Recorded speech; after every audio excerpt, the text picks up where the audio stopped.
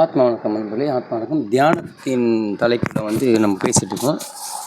தியானத்தில் ஒரு பயிற்சி வாசி யோகன்னு ஒரு பயிற்சி இருக்கிறது. இது இந்த பயிற்சி குரு மூலியமாக தான் நீங்கள் கற்றுக்க வேண்டியிருக்கும்.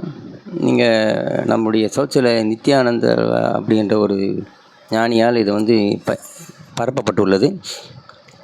யோகானந்தர்களாலும் இதை வெளிநாடுகள்லாம் பரப்பப்பட்டிருக்காது. ரொம்ப அற்புதமான பயிற்சி. இதில் பார்த்திங்கன்னா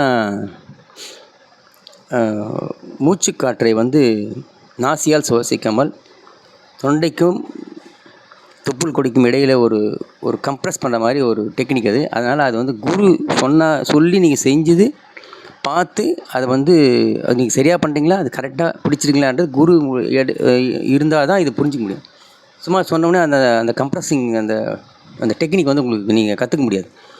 ரொம்ப அற்புதமான டெக்னிக் இது. இதில் பல படிகள் உள்ளது வாசி யோகத்தில்.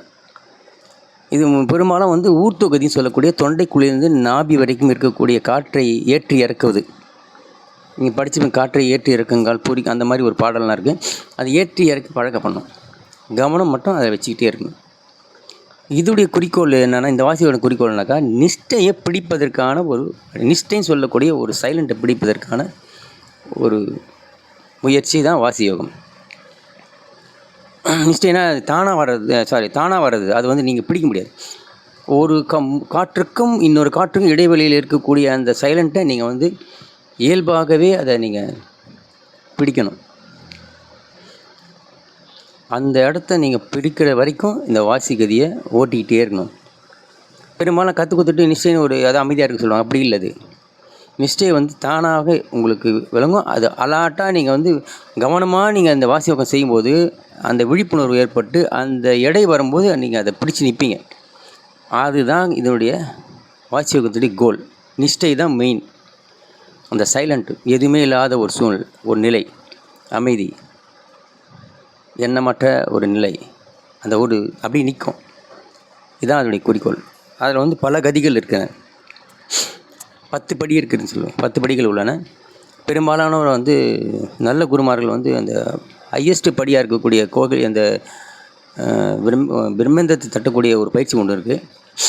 அதையெல்லாம் பெரும்பாலும் சொல்லித்தர மாட்டாங்க. பக்குவப்பட்ட சிஷியர்களுக்கு சொல்லித்தந்து, ஏன்னா அது உடனடியாக ஒரு தூண்டுதல் ஏற்பட்டு உங்களை கேவல சமாதிக்கு கொண்டு போயிடும். சமாதி ஏற்படுவீங்க. பட் கேவல சமாதினா மனம் அருந்த நிலை ஏற்பட்டுரும். வாசி யோகத்தில் அது ஒரு ஆபத்தான ஒரு சூழ்நிலை இருக்குது.